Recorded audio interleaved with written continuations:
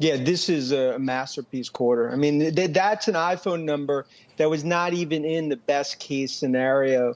You combine what we're seeing, double-digit growth in this pandemic, it just shows the super cycle, the hype was there. The stock's obviously run.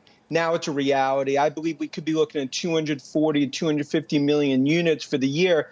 And I think this is a sweep the leg moment for the bears. I think ultimately this really throws out the negative thesis, if there was any on Apple. It's a real cycle. China continues to fuel on iPhones as well as services. It's a re-rating story still halfway through.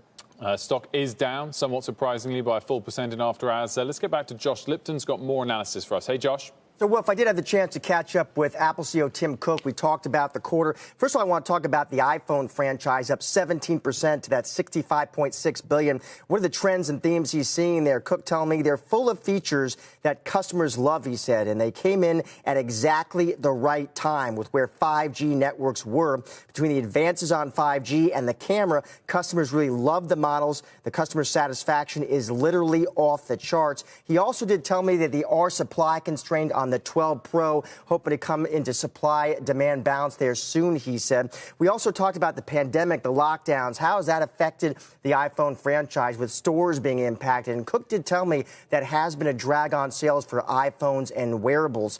Also, we talked about China. Like I said, Greater China revenue up nearly 60%. I asked him how the iPhone was performing in China. Cook telling me when the final numbers come in for iPhone sales there, he said, you're going to see that we gained share in Q1. So it was a really good quarter, great products at the right time, and we had great growth, he said, in the other categories as well in China. iPad even higher than the company average, Mac even higher than the company average, and wearables, home and accessories even higher than the company average. So China, he said, was strong across the board. Guys, back to you.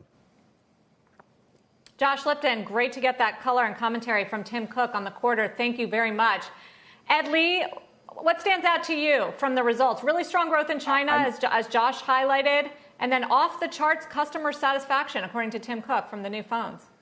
Yeah, I mean, it is a blowout quarter, absolutely. I think the Greater China growth is super interesting. I mean, I think investors have always thought of Apple as kind of this weird hybrid company. There's value on one end and potential growth on the other. China clearly is really, really picking up for them. So the growth is there, at least on that side of it.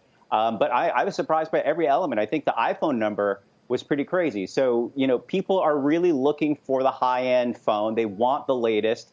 But for me, the broader theme is that it just really cements Apple as more of a lifestyle company. I know we tend to think of it as, hardware and high tech, which it is. And these alpha users always go for the latest. But, they've created this ecosystem, right? So that's why services is going as high and as steady as it has been, because for every device you buy, you're more sort of keyed into all of their services, whether it's their iCloud stuff or their music service or news or whatever it might be. So you're just sort of kind of locked in.